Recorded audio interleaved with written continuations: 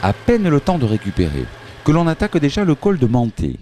Plus de 7 km à 8%, avec déjà 115 km dans les jambes. Cela commence à être dur, d'autant que le précédent ravitaillement est déjà loin.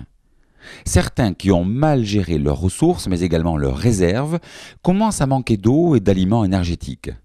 Vivement le sommet. Le must-have pour l'étape du Tour, c'est l'active food. C'est-à-dire Ça, c'est de la compote de fruits concentrés, en fait, qui permet tout au long de la course, il faut en prendre un petit peu, boire après, et vraiment, ça donne de l'énergie pour tenir le coup pendant toutes les heures du parcours. Ça, c'est très très efficace.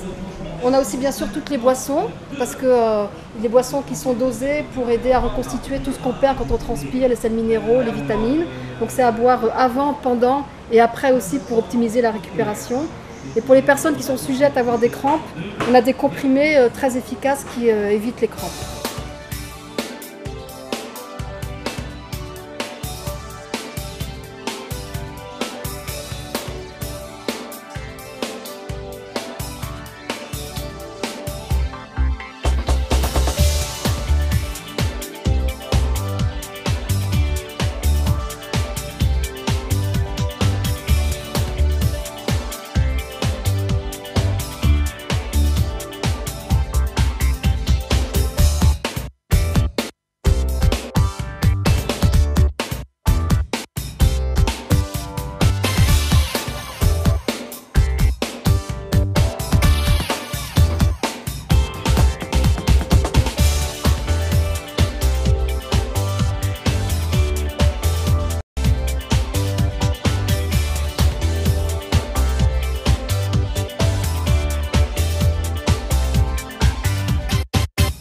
En tête de course, ça va vite, toujours très vite.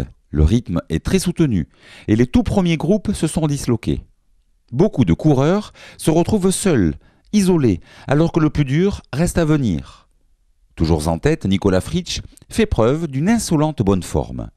En haut du col de Manté, il affiche près de 10 minutes d'avance sur son poursuivant. Ouais, c'est une belle journée. Je trouve génial avec ce genre de sport, c'est que c'est convivial, mais c'est surtout, tu as l'esprit d'équipe et individuel. Individuel parce que tu es obligé de pédaler, et puis tu as l'esprit d'équipe, donc tu dois suivre le troupeau, et je trouve que c'est bien organisé. C'est la première fois que je fais une étape du Tour, et on va aller jusqu'au bout. L'an dernier, j'avais calé, et cette année, je me suis promis que j'irai jusqu'au bout, et même devant la voiture balai, mais je ne serai pas devant la voiture balai. Je vais y aller.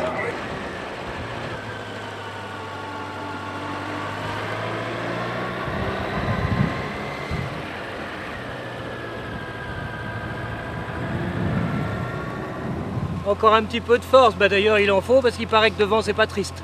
Ah, Ouais. bon courage alors. Merci.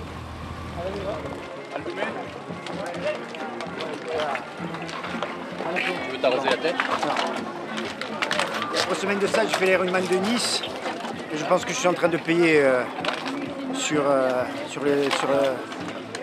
l'étape du Tour. Bon, enfin, ça reste quand même une étape du Tour de France.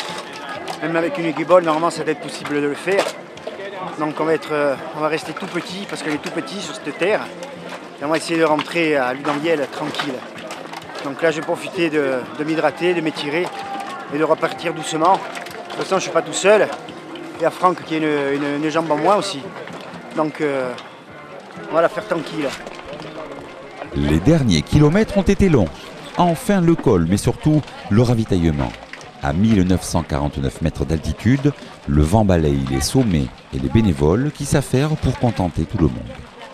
Il est midi passé et il commence sérieusement à faire faim. Il restera encore un ravitaillement cet après-midi, mais après le fameux col de Balès. Mieux vaut faire des réserves.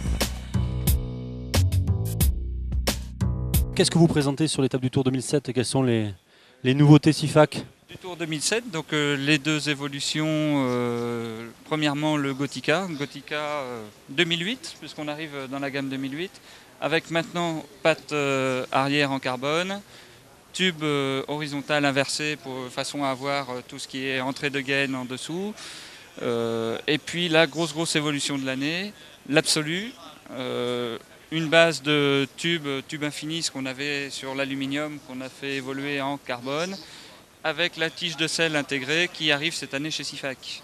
Alors le souci de la tige de selle intégrée pour de nombreux consommateurs, c'est la revente ou alors prendre l'avion. Nous, notre gros marché, c'est les États-Unis. Ils prennent l'avion avec le vélo, ils n'arrivent pas à le charger. On peut le fabriquer directement en tige de selle normale. Et la spécificité de notre tube de selle intégré, on vend dans la prestation, dans le cadre, à n'importe quel moment, le consommateur qui change d'avis, qui a une grosse différence de réglage, nous l'envoie, on le coupe, on le modifie et on repasse en tige de selle normale. Voilà, on a voulu être dans le mouvement, gagner du poids, gagner du confort sur le cadre en ayant du tube de selle intégré, mais pouvoir permettre, toujours dans l'aspect sur mesure et je fais ce que je veux de mon cadre, mettre une tige de selle intégrée.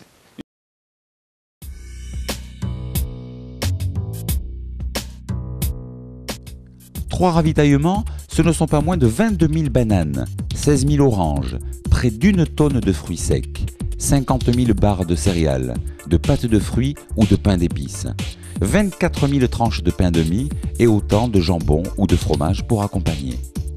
Les boissons n'ont pas été négligées bien sûr. 15 000 bouteilles de Perrier, 10 000 litres de boissons énergétiques, 70 000 bouteilles d'aquarelle. Après quelques minutes de répit, c'est reparti pour une descente plutôt agréable en direction de la zone d'élimination numéro 2. Les tout premiers sont passés ici il y a près de 3 heures et sont peut-être déjà arrivés à Loudanvielle-le-Louron. Pour les coureurs du long peloton qui fait une première incursion dans le département des Hautes-Pyrénées, le plus dur reste à faire. Le Peyrre-Sourde bien sûr, mais avant le très attendu col de Balès. Même pour les coureurs du Tour, ce sera la première fois et il fait peur à bien des pros. Et pour cause, ce col classé hors catégorie est long de plus de 19 km à 6,2% de moyenne. Le col de Menté, une descente où on retrouve, il y a pas mal de virages au début de la descente, mais après une descente vraiment rapide.